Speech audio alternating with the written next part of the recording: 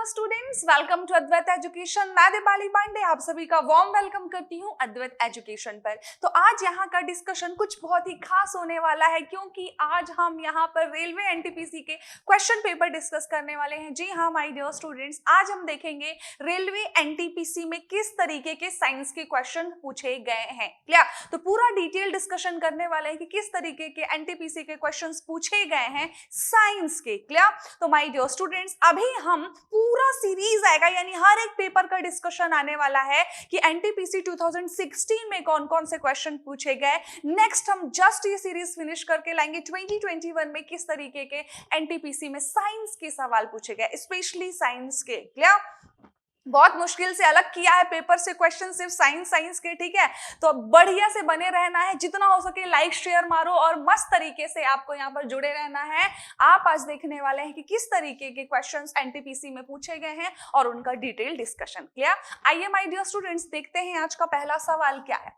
पहला सवाल आपके सामने है जो कह रहा है leukaemia is a type of human disease which is. Leukaemia एक तरह की बीमारी है, बिल्कुल। वह क्यों होती है या उसका कारण क्या है, क्वेश्चन कह रहा है। क्या यह a cancer of the WBC, क्या डब्ल्यूबीसी का कैंसर है ये? दूसरा, caused by deficiency of vitamins. तीसरा, a cancer in the brain. चौथा है caused by an overdose of proteins. तो माय डियर स्टूडेंट्स, चार ऑप्शन दिए हुए हैं, बताना है आपको कि किस वजह से ल्यूकेमिया बीमारी होती है। तो जो ल्यूकेमिया है माय डियर स्टूडेंट्स, ये है डब्ल्यूबीसी जब बढ़ने लगता है शरीर में, यानी कि आरबीसी काउंट कम हो जाता है और डब्ल्यूबीसी बढ़ने लगता है, तो क्या होता है? ल्यूकेमिया होता है, उसको हम ल्यूकेमिया बीमारी कहते हैं। आइए मैं आपको दिखाती हूँ, यहाँ पर आपको क्लियरली दिख रहा होगा कि इसमें नॉर्मल जो ब्लड है, जो नॉर्मल हमारी बॉडी में ब्लड होता है, उसमें नो डाउट आरबीसी सबसे ज्यादा होता है। क्लियर? रेड ब्लड सेल्स आपको दिख रही हैं, इतनी ज्यादा है, तो आरबीसी इतनी ज्यादा है। जबकि दूसरा, जैसे ही आपको ल्यूकेमिया हो गया उसके बाद आप क्लियरली देख पा रहे हो कि ये रेड ब्लड सेल्स बहुत कम हो गई और डब्ल्यूबीसी बहुत ज्यादा बढ़ जाता है। मतलब कहना चाहिए कि बहुत ज्यादा राइज हो जाती है डब्ल्यूबीसी। तो क्या होता है? ल्यूकेमिया सेल्स बनने लगती हैं। ल्यूकेमिया जो बीमारी है, leukaemia is a blood cancer caused by rise in the number of WBC. जो डब्ल्यूबीसी है माय डियर स्टूडेंट्स, इतना बढ़ने लगता है, इतना बढ़ जाता है कि आरबीसी से काफी ज्यादा हो जाता है। Cells in our body, those white blood cells crowd out the red blood cells and platelets that your body needs to be healthy. Clear? तो जो आरबीसी और प्लेटलेट्स थे उनसे भी ज्यादा हावी होकर के व्हाइट ब्लड सेल शरीर में जब बहुत ज्यादा बढ़ जाता है तो क्या कहते हैं? उसको ल्यूकेमिया कहते हैं, या कि इसी को ब्लड कैंसर कहते हैं। क्लियर हुआ?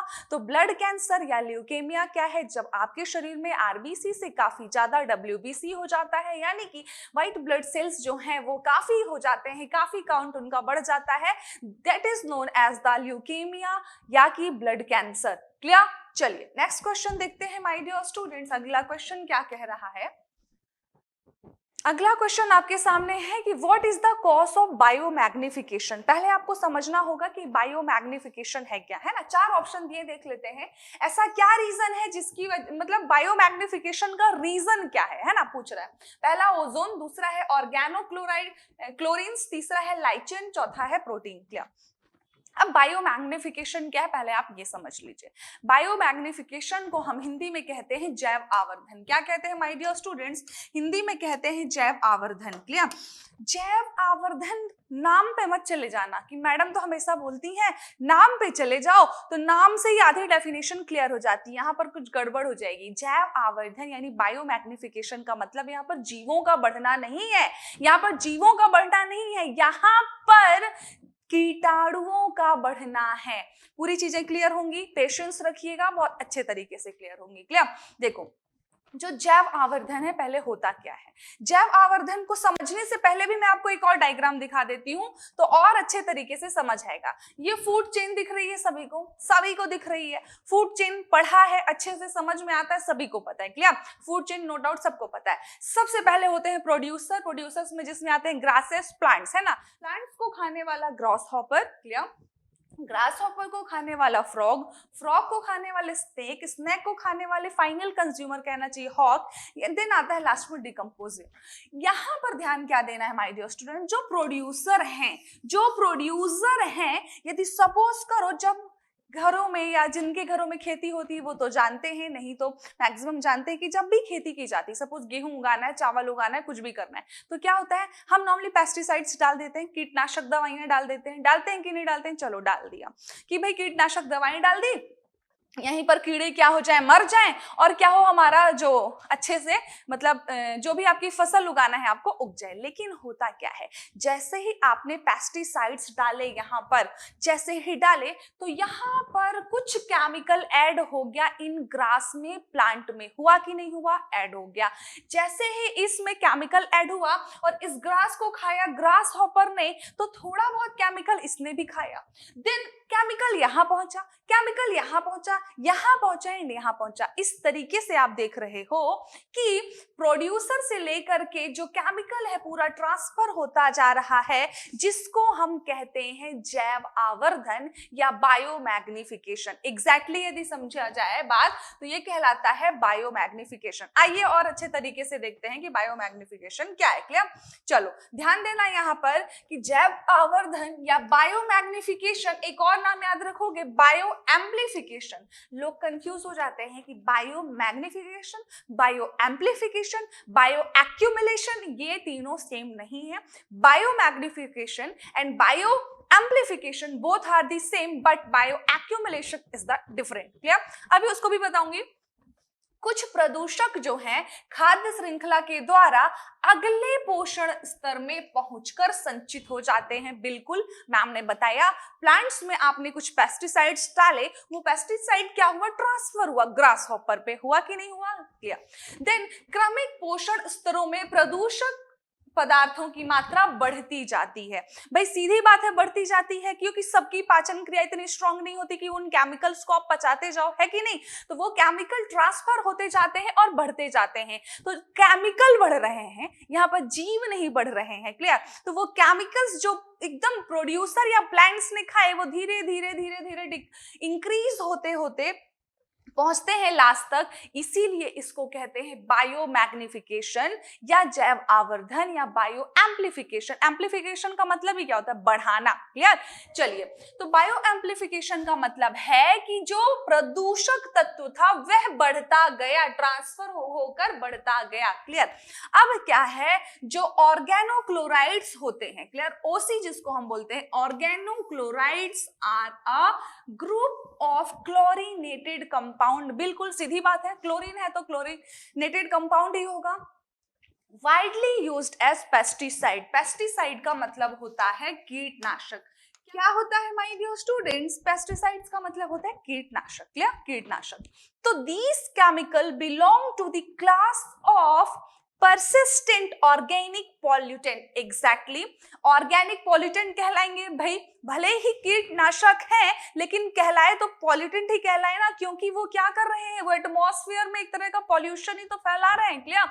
With high persistence in the environment. Exactly, ओसी जो कि यहां पर देखा आपने, ऑर्गेनोक्लोराइड इंटेक्ट, ऑर्गेनोक्लोराइड जो है insecticides were earlier successfully used in control of malaria and typhus, yet they are banned in most of the advanced countries. जैसे इस समय ये कोविड चल रहा है ना, इसी तरह एक समय पे मलेरिया भी महामारी बनी हुई थी, बिल्कुल ठीक नहीं हो रही थी, लोगों के पास दवाएं नहीं थी। बिल्कुल ठीक है, तो मलेरिया के जो कहना चाहिए मारने के लिए जो मच्छर फैला रहा था मलेरिया, तो उसके लिए क्या क्या कीटनाशक यूज किए गए। उसमें भी क्या था, कीटनाशक जो यूज किया गया उसमें भी ये ओसी प्रेजेंट था। Clear?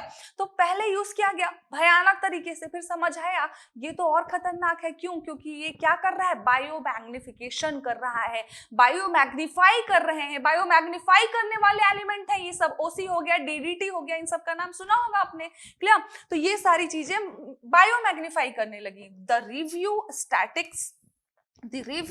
statistics on the use of different pesticides shows that 40% of the pesticides used belong to the organochloride class of chemical, यानी कि 40% जो पेस्टिसाइड या कीटनाशक हम उपयोग कर रहे थे उस समय वो किस कैटेगरी के थे, ऑर्गेनोक्लोराइड के थे।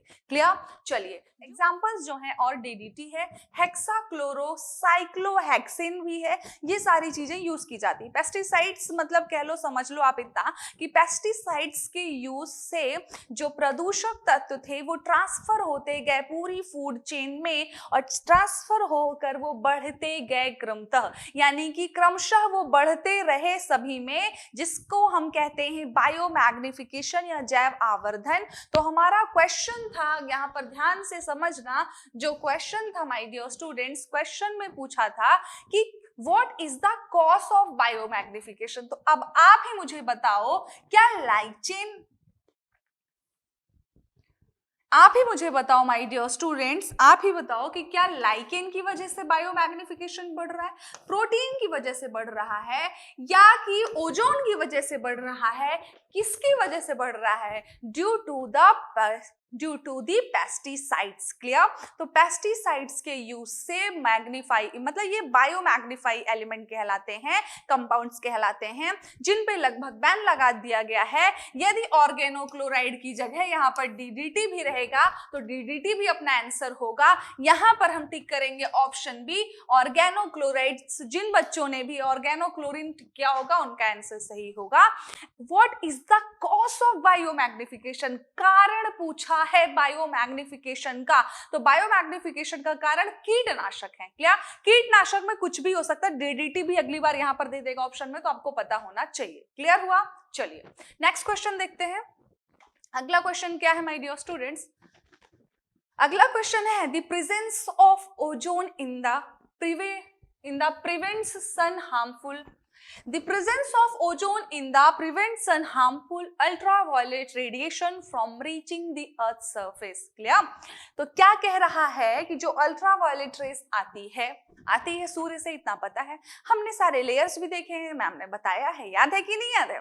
बताया है ना। चलो, तो वो जो लेयर्स हैं उनमें जो अल्ट्रावायलेट रेस आ रही है वो किसके द्वारा एब्जॉर्ब होती है? तो सबको पता है ओजोन परत द्वारा एब्जॉर्ब होती है। ठीक है, अब क्वेश्चन था जो प्रेजेंस ऑफ ओजोन, जो ओजोन लेयर प्रेजेंट है हमारे एटमॉस्फेयर में, वो एग्जैक्टली कहां पर लाई करती है, किन दो लेयर्स के बीच में? यहां पर क्वेश्चन है माय डियर स्टूडेंट्स कि from reaching the earth surface, ये ध्यान देना है, from reaching the earth surface, यानी कि अर्थ, सपोज करो ये अर्थ है, तो अर्थ की सरफेस की तरफ आते हुए, ना कि अर्थ की तरफ से जाते हुए। तो ध्यान रखना है, जैसे ही आप लेयर्स देखोगे तो आपको कंफ्यूजन होने वाला है। यहाँ पर जैसे सपोज करो, यहाँ पर ये आपने लेयर्स देखी, तो पृथ्वी यहाँ पर है ना, तो बोला अर्थ की सरफेस की तरफ आते हुए। क्वेश्चन होता कि अर्थ की तरफ से, तो अलग आंसर होता हमारा, देन होता ट्रोपोस्फियर, लेकिन कह रहा है अर्थ की सरफेस की ओर आते हुए। ये चीज ज्यादा इंपॉर्टेंट थी इस क्वेश्चन में, पकड़ना कि क्या कह रहा है। नहीं तो लोग हाँ ट्रोपोस्फेयर भी टिक मारे होंगे, स्ट्रेटोस्फेयर भी टिक मारे, जिन्होंने ढंग से क्वेश्चन पढ़ा, दिमाग खोल के, उन्होंने स्ट्रेटोस्फेयर लगाया होगा, जिन्होंने नहीं पढ़ा उन्होंने ट्रोपोस्फेयर लगा दिया होगा। एग्जैक्टली जो है ओजोन लेयर जो है माय डियर स्टूडेंट्स, वो कहाँ लाई करती है? तो वो लाई करती है स्ट्रेटोस्फेयर एंड ट्रोपोस्फेयर के बीच में ओजोन लेयर लाई करती है। तो यदि क्वेश्चन कहे पृथ्वी की ओर से बाहर जाते हुए तो हो जाएगा ट्रोपोस्फेयर, यदि कह रहा है पृथ्वी की ओर आते हुए तो आंसर हो जाएगा स्ट्रेटोस्फेयर। आइए क्वेश्चन देखते हैं। क्वेश्चन था हमारा कि पृथ्वी की from reaching the earth surface, reaching the earth surface, पृथ्वी की सतह पर आते हुए, पृथ्वी की सतह पर आते हुए कौन सा आंसर होने वाला है? Answer C, stratosphere is the correct answer. Clear? क्या होगा माय डियर स्टूडेंट्स? स्ट्रेटोस्फेयर जो होगा, stratosphere is the correct answer. Clear? Clear हुआ? देखो कंफ्यूजन होता ना यहाँ पर, नेक्स्ट टाइम बोलेगा तो कर लोगे। चलो अगला क्वेश्चन क्या है? There are over dash capillaries in our lungs. हमारे शरीर के लंग्स में, फेफड़े में कितनी कैपिलरीज पाई जाती हैं? तो पहले तो देख लो भैया, कैपिलरी जो है कितनी बारीक संरचना होती है ना। तो कैपिलरीज का नंबर बहुत ज्यादा है my dear students, 300 million capillaries पाई जाती हैं। जी हाँ, 300 मिलियन कैपिलरीज पाई जाती हैं हमारे फेफड़ों में या कहें लंग्स में। तो नेक्स्ट टाइम क्वेश्चन बने तो आपको बन जाना चाहिए कि फेफड़े में, लंग्स में कितनी कैपिलरीज पाई जाती हैं। तो you will say 300 million capillaries. कितनी? 300 million capillaries. Next question please. अगला क्वेश्चन कह रहा है,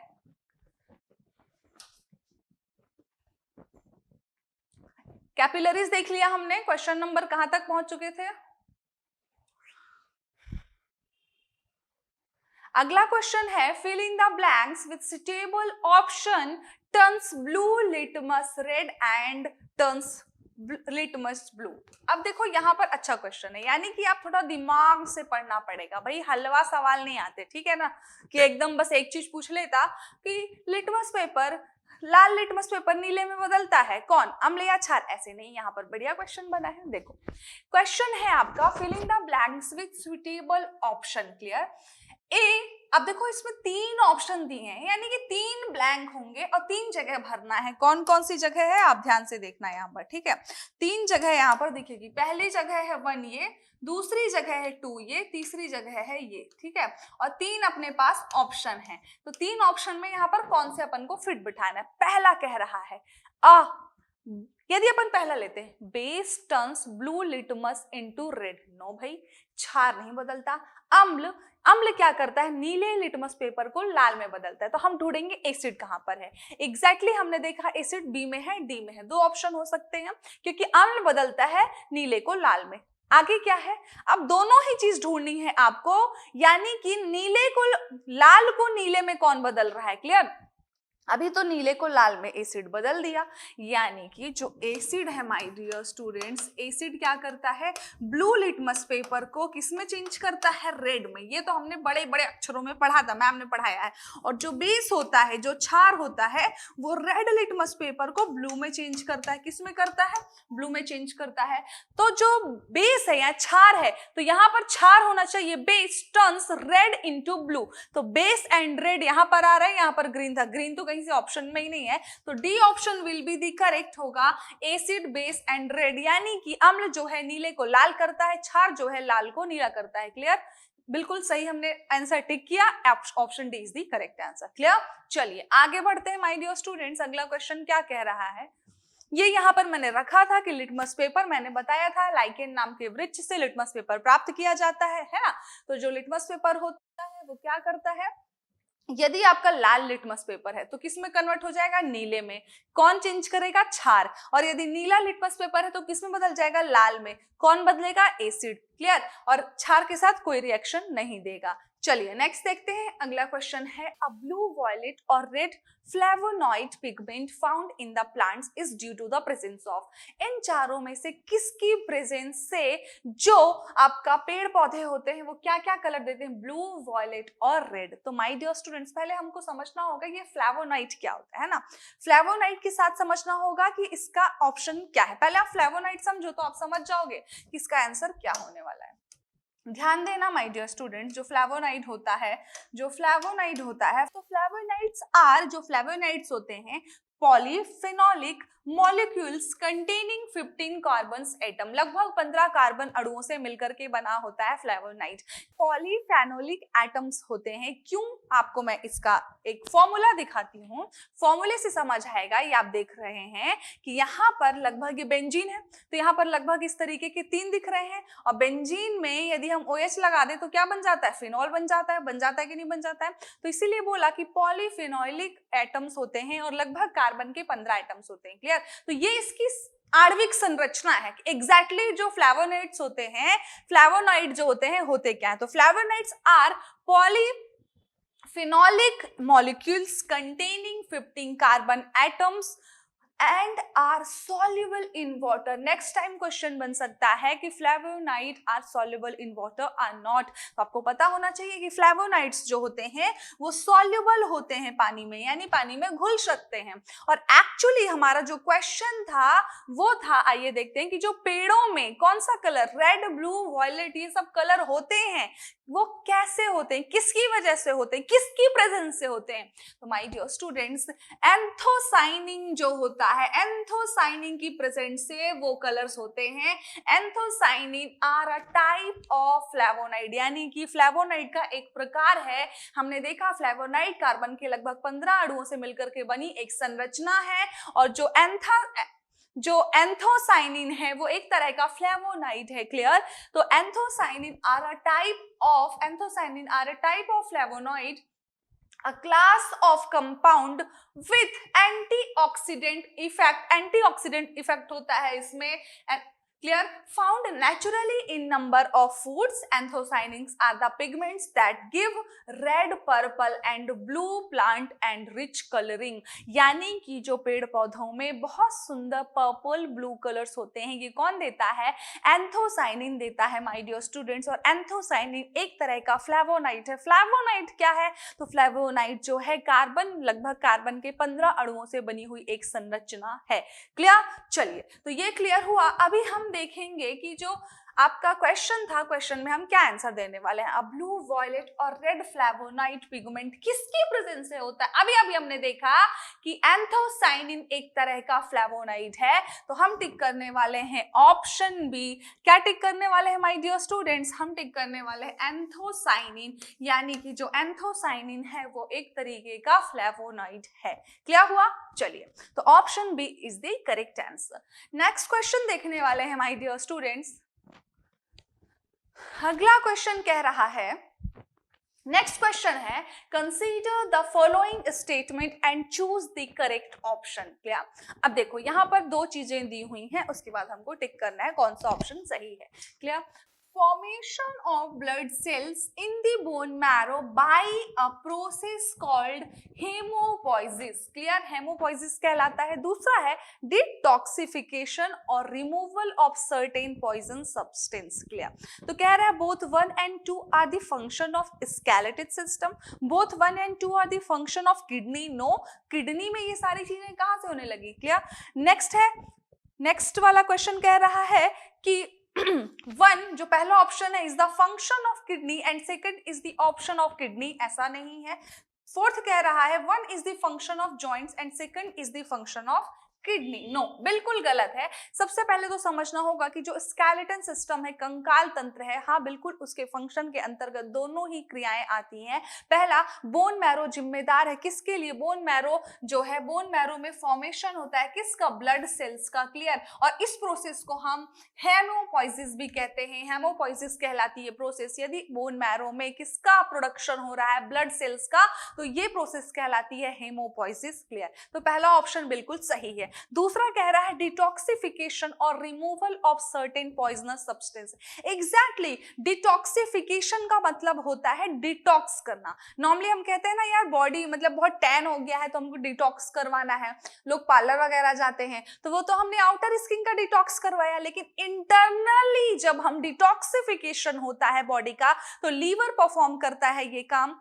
डिटॉक्सिफिकेशन का मतलब है कि शरीर में जो भी पॉइजनस एलिमेंट विद्यमान है या अधिक मात्रा में हो गए हैं तो उनको शरीर से बाहर निकलवाना। डिटॉक्स का मतलब आउटर सेल में क्या, अरे यार बहुत टैन हो गया है ना, हमने डिटॉक्स करवा दिया, ठीक है, जाकर के पार्लर में। लेकिन जो मेडिकल डिटॉक्सिफिकेशन होता है उसमें क्या करते हैं, जो बॉडी के अंदर, जैसे कई लोग अल्कोहल एडिक्ट होते हैं, कई लोग ड्रग्स एडिक्ट होते हैं, तो एक समय के बाद यदि शरीर में पॉइजन की मात्रा बहुत ज्यादा बढ़ गई, एक समय के बाद जब बहुत ज्यादा अल्कोहल की मात्रा हो गई शरीर में, दूसरा ड्रग्स की मात्रा हो गई शरीर में, तो इनको क्या करते हैं, इनको शरीर से बाहर निकलवा देते हैं। तो ये सारी इंप्योरिटीज को जब हम शरीर से बाहर निकलवाते हैं तो यही कहलाता है डिटॉक्सिफिकेशन, टेक्निकली या हम कहें मेडिकली। क्लियर? तो ये कहलाता है। ये नहीं कहलाता है पार्लर में जाके ना हमने टैन रिमूव करवा दिया यार, हमने तो फेशियल करवा लिया, वो तो आउटर स्किन का है भाई, यहाँ इनर स्किन की बात हो रही है। क्लियर? तो एग्जैक्टली बिल्कुल सही लिखा है। तो क्या होगा, both 1 and 2 are the function of skeleton होने वाला है ऑप्शन ए, क्योंकि पहला स्टेटमेंट जो है तो वो तो बिल्कुल सही है, बोन मैरो ही ला दिया, यानी कि स्केलेटन सिस्टम की प्रोसेस है। और जो डिटॉक्सिफिकेशन या रिमूवल ऑफ सर्टेन पॉइजन जो है ये भी कहलाता है क्या माय डियर स्टूडेंट्स, कहलाता है फंक्शन ऑफ स्केलेटन, यानी कि both 1 and 2 are the function of skeleton system, कंकाल तंत्र के दोनों ही कहलाएंगे। क्लियर? तो ये हुआ हमारा क्वेश्चन 7। अगला क्वेश्चन क्या पूछा एनटीपीसी में, देखते हैं। Which of the following chemical reaction is always endothermic in nature. पहले तो हमें समझना होगा कि दो तरह की केमिकल प्रोसेस होती है। कौन कौन सी? पहली होती है एंडोथर्मिक, दूसरी होती है एक्सोथर्मिक। कौन कौन सी होती माय डियर स्टूडेंट्स? पहली होती है एंडोथर्मिक जो यहाँ पर है, दूसरी होती है एक्सोथर्मिक। अब देखो थोड़ा सा, अब नाम से भी आपका हो जाएगा। एंडोथर्मिक का मतलब है कि जब कोई रिएक्शन हुई और उसमें आपने क्या किया माय डियर स्टूडेंट्स, एनर्जी या हीट को एब्सॉर्ब कर लिया, है ना। ऐसी process, a reaction that the system absorb energy, ऐसी रिएक्शन या ऐसी प्रक्रिया जिसमें सिस्टम एनर्जी या ऊर्जा को एब्सॉर्ब करता है, वो कहलाती है एंडोथर्मिक रिएक्शन। और ऐसा प्रोसेस या ऐसा रिएक्शन जिसमें एनर्जी रिलीज होती है, that is called as exothermic reaction. तो दो तरीके के होते हैं। देखो यहाँ पर बकायदा हीट क्या है, आती हुई दिख रही है, हीट आती हुई दिख रही है, यहाँ पर हीट निकलती हुई दिख रही है। तो हीट निकल रही है यानी कि ऊर्जा निकल रही है, ऊर्जा मिल रही है, that is called as exothermic. और इसमें क्या है, ऊर्जा ले रहा है, यानी कि ऐसी प्रक्रिया जिसमें ऊर्जा की आवश्यकता होगी या ऊर्जा को एब्सॉर्ब कर लिया जाएगा, वो कहलाएगा एंडोथर्मिक। तो हमारा जो क्वेश्चन था माय डियर स्टूडेंट्स, क्वेश्चन कह रहा था कि निम्नलिखित में से कौन सी प्रोसेस जो है एंडोथर्मिक है। अभी अभी आपने देखा कि एंडोथर्मिक का मतलब है एब्सॉर्ब करना, और यहाँ पर पहला है कंबसन। अब यदि आप किसी भी चीज को जलाते हो तो क्या वो ऊर्जा लेता है? नहीं भाई, ऊर्जा निकलती है, निकलती है कि नहीं निकलती है? निकलती है। दूसरा है डिकम्पोजिशन। हाँ बिल्कुल, यदि किसी चीज को तोड़ना है तो ऊर्जा एब्सॉर्ब करेगा वो, तभी ब्रेक होगा, है ना। NaCl को यदि Na+Cl- में तोड़ना है तो बिल्कुल ऊर्जा की आवश्यकता होगी, और डिकम्पोजिशन कहलाएगा my dear students, decomposition is the example of endothermic process, यानी कि डिकम्पोजिशन ही कहलाएगा एंडोथर्मिक इन नेचर। क्या? चलिए नेक्स्ट क्वेश्चन देखते हैं। अगला क्वेश्चन क्या कह रहा है एनटीपीसी का, increases in carbon dioxide in atmosphere is caused by which the following reason। निम्नलिखित में से किस कारण से कार्बन डाइऑक्साइड बढ़ रहा है? ये बहुत इजी आप लोग से बन जाएगा, फटाफट फटाफट बताओ कौन सा आंसर सही होने वाला है। ये बन जाएगा, मैं नहीं बताऊंगी, बन जाएगा, मैं गारंटी दे रही हूँ। बहुत इजी सवाल है, बताओ फटाफट। इंक्रीजेस इन कार्बन डाइऑक्साइड, यार कार्बन डाइऑक्साइड एटमॉस्फेयर में क्यों बढ़ता है? सबको पता है। पहला कह रहा है excessive use of fossil fuels, जो फॉसिल फ्यूल्स है उनके ज्यादा यूज करने से, बिल्कुल सही बात है भाई, ज्यादा यूज करोगे तो बढ़ेगा ही। डिफॉरेस्टेशन, बिल्कुल भाई, पेड़ काटोगे तो बढ़ेगा ना, ऑक्सीजन कम मिलेगी हमको तो CO2 ही तो बढ़ेगा। अगला है इंक्रीज्ड नंबर ऑफ व्हीकल, बिल्कुल सही बात है, व्हीकल ज्यादा यूज करेंगे तो CO2 ज्यादा निकलेगी, ठीक है, धुएं से।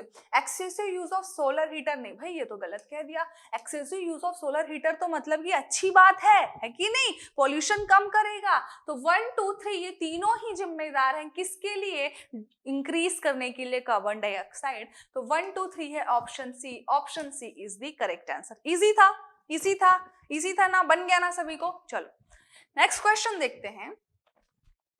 अगला क्वेश्चन है which mirror is preferred as a rear view mirror in vehicle because of its wider field of view. देखो मैंने बताया है, मिरर बहुत अच्छे से पढ़ाया था, है ना। जिन लोगों ने भी पढ़ा है ना मेरे से convex concave image formation mirror का, वो इस आंसर को बिल्कुल सही बताने वाला है।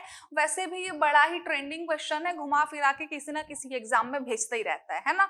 यहाँ पर है रियर व्यू के लिए हम कौन सा मिरर यूज करेंगे। तो माय डियर स्टूडेंट्स पहले तो बता दूं कि दो तरीके के मिरर हैं।